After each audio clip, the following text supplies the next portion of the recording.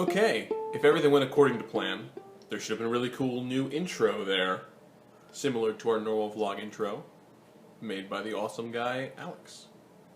But maybe something happened in rendering, and it's not actually there.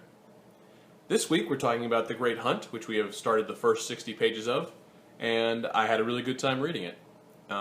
First thing I want to talk about, though, is the word Negrito, which apparently is still the correct word for the people of Southeast Asia. It's just a small subset of the people, not all the people over there, but a very distinct genetic line. I saw the word Negrito and I was like, I gotta check when this book was made, because that seems like a not okay thing to call people. But apparently that is the technical term for their genetic line. They are the most, of all genetic lines, they are most unlike the other sets of human genetic lines.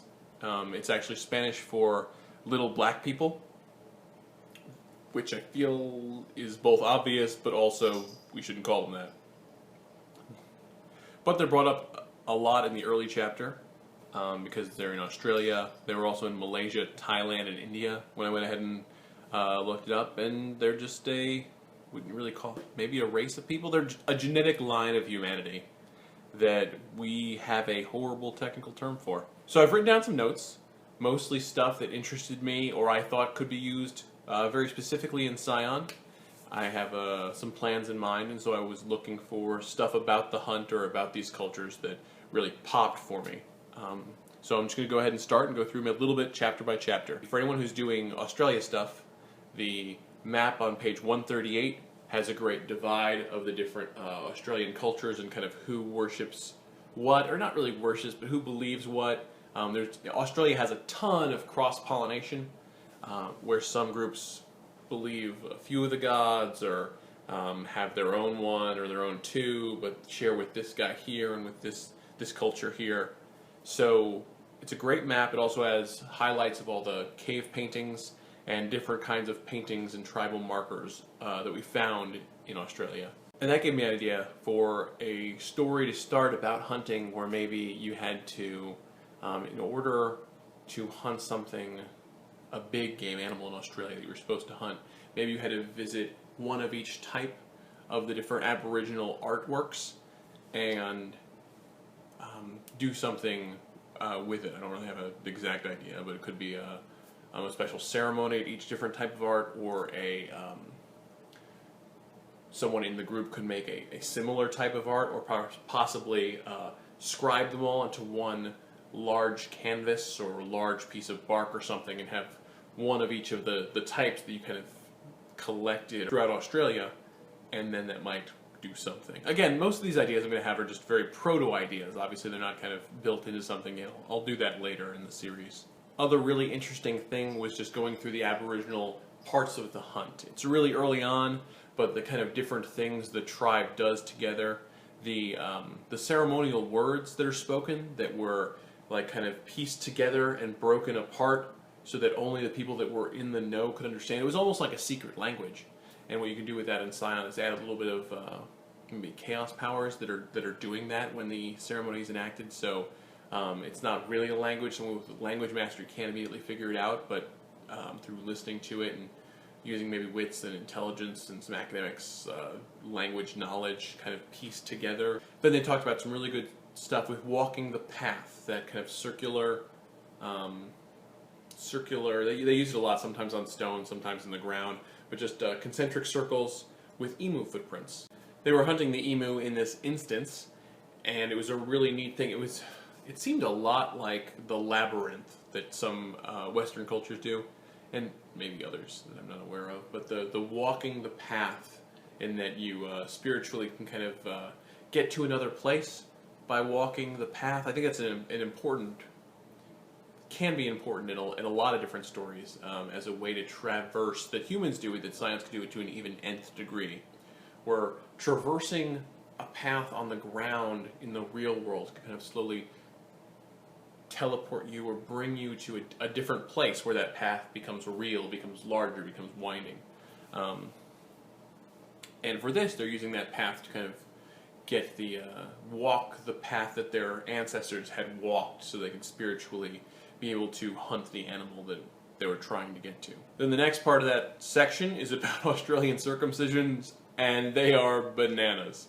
I don't know if you were able to make it through that part, but it is crazy and bloody, and they're just hacking off penises. I know female circumcision in a lot of cultures is incredibly brutal, and any culture that does it can be just horrifically brutal.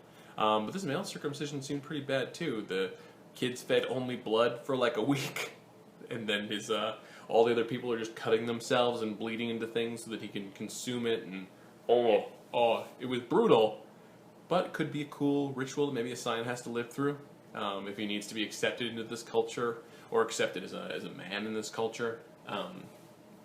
That whole section goes through the rituals of becoming a man, and although they're graphic and they seem horrible, that could be kind of intertwined into a story, I think. Maybe only one person had to go through it, but could be pretty brutal and testing. And then the end of that part talked about how he's having a second birth as a man, whereas his first birth, he was a boy. It's a good chapter for Matt to read about. Apparently, bear cult is one of the oldest cults that we have on record. People worship them as kind of worship, but worship the hunt, the aspect of getting to the bear, and this spirit animal that represents that hunt very highly, because it's the apex predator in so many of those northern climates. The bear sacrifice, especially the Japanese one, I don't have a note, I'm pretty sure it was Japanese, but it was definitely an Asian culture. But the bear sacrifice could be a really cool thing to do in Scion. Animals, a lot of people, especially myself, have really tough times being inhumane to animals. And these bear sacrifices do a weird thing with a lot of these hunting tribes do, where they put the animal on a pedestal. They make it this amazing sacred thing in order to get rid of the human guilt we have for killing the animal. And they use that ceremony to get through that. So the bear sacrifice ceremony has some great pictures. But a woman in the village weans the bear, suckles the bear as a child. She gets really attached to it, and then they raise the bear as a village, as a family. And then as soon as the bear is old enough, they take it out. And the just brutal slaughter that is all ritualized, though, and that kind of permeates through it. I thought it was really cool. Really cool, obviously. I don't enjoy the torture of the animal. But for Scion, that's a fact of life and something that definitely happened in these cultures. They would take the bear out, chained up, and he would think they were all his friends, but they would, friends or family, or, he's their pet, kind of, but they're shooting these arrows at him that are non-lethal. They're just wood, and they just anger him, and anger him, and anger him. And as soon as he's angry, as soon as he's at the point of snapping, they murder him. And then they have a giant feast, and the bear is a sacred god, a divine guest at this feast. Pictures are really good in that chapter, but that was something that I thought could be used for Scion pretty easily. That whole thing really would wrench the souls of the characters, really have them be forced to make some choices. And hopefully the players are able to really get into that instead of being like, oh, well, it's the thing we've got to do for the game, so just kill the thing and we're good. I think a lot of these hunt narratives and animal narratives, it's important to you got to really get into it, otherwise it's just an easy set of tests. The next section was on shamanism. They said that there was, as they go through, for people maybe who didn't read or just want to breeze through, the highlights on what makes a shaman, depending on the culture, are highlighted on a few different chapters. Page 156, 164, and 175. It's a bigger and bigger list, but different cultures view shamans differently. The main thing, though, was that a shaman was able to kind of speak to another world, speak to animals, traverse into the dreaming.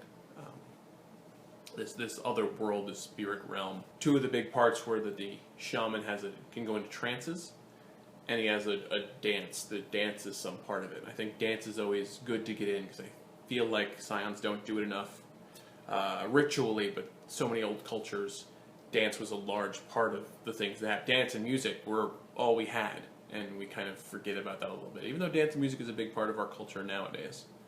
But the shaman would lead the society in that quite often, or his little tribe of followers. The shaman would be led into the dreaming, into this other world, by animal spirits. Whatever animal spirits were the kind of magical spirits of that particular tribe. They go through several different tribes and different instances where shamans exist all over the world. And it's a little bit different for every culture, so whatever culture you wanted to use, you would just want to make sure you got those specifics right. They also highlight that instead of a animal leading the scion into the dreaming as a helper or a guide, it could also be the questing beast, which is the old Arthur legend about the animal that is out there somewhere. This is the great quest, and you can always go out there looking for it. I believe snipe hunting. Is that right? The common phrase is snipe hunting. Like, you take somebody who's never been hunting before, you're like, oh, we're going to go hunt snipes. And they're like, oh, I've never heard of a snipe before. That's going to be a lot of fun. And then you take them out all day long and you never find a snipe because they don't exist. It's similar with the questing beast. And for the shaman, he goes out there and he sees the animal, but instead of hunting it necessarily, he tracks it. And that brings him to the other world. And that's the other big part of shamanism. It seemed through most of them was it was a choice, but it wasn't a real choice. It was, once you've been visited, once you've gone on the dreaming, your options are become a shaman or die.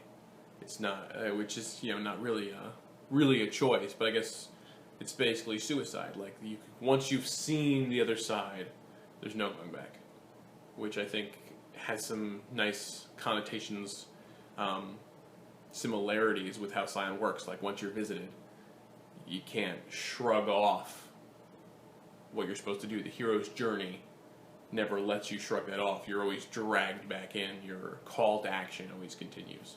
Moving forward, page 163 has some crazy, spooky dudes in makeup. These guys would be used to scare people.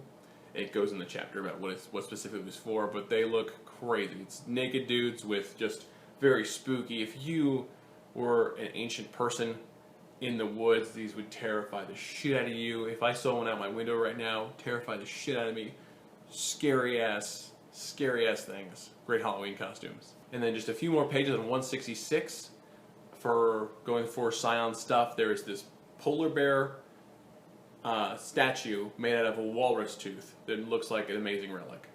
I like relics that people can look at something, and even if it's not the exact thing, something like that can really have a picture to remind them and to see that it's actually a thing, because when you just look at numbers on the page, it's not as effective, I think. So, polar bear relic looks really cool. From a walrus tooth, it could be that the scion got his relic after a hunt or something of a walrus. Then the other interesting tidbit that kind of was broiled in a lot of the next chapter about the Inuit and other northern cultures was the idea that some shaman, or I don't think he was called a shaman at that point, although he might have been, but goes out and gets purposefully eaten by his master animal, the animal that guides him, and that every time he gets eaten, after a bit he's regurgitated, and then he gets more powerful after that, more able to control animals or talk to animals, or whenever he needs energy, maybe legend. In this circumstance, he goes out there and he gets devoured and then spit back up, and he's fully healthy. Maybe it's a brutal experience, like he feels the pain of getting eaten, but he ends up fine, and at the end he has some more legend or power or boons or whatever he needs. And I don't know how to directly put that into the game, but I thought that was a neat addition. Other big thing that surprised me was the transvestite shamans in Chile. There's a nice little section on them. They're called soft man. I'm not sure if the female counterpart is soft woman or if they're all soft men, but it's totally transvestite, transsexual, I think is the correct term. I don't mean to be offensive to anyone who is. But as they're becoming a shaman, they totally change gender. They take a husband or wife. It was one of the few female shaman that I had read about in there, because they were really becoming a man. So it was like a man doing that, although the men were becoming women as well. Really interesting.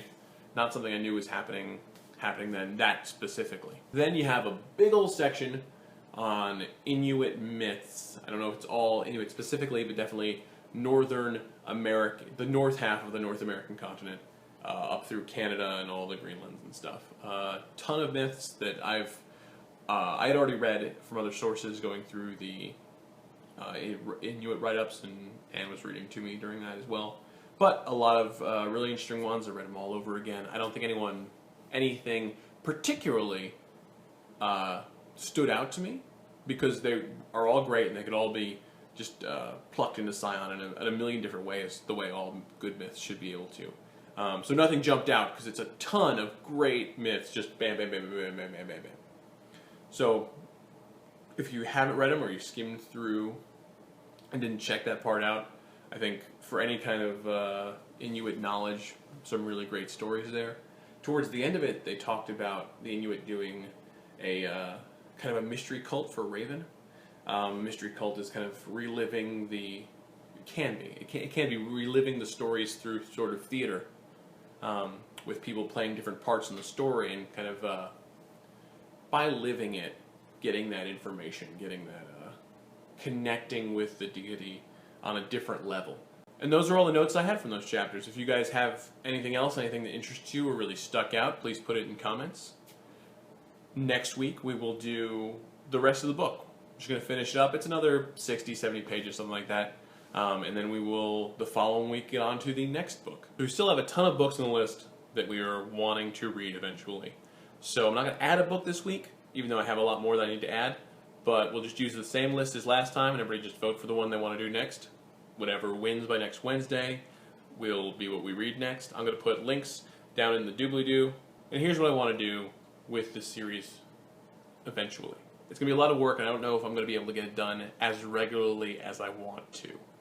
But my idea is, for every book we read, I will pick out the highlights that I've been talking about, and then use any highlights you guys come up with, things you would like to be involved, things in the story that really grabbed you during the chapters. And I'm going to write a story for them. I'm going to come up with 5 PCs that will be in a band together.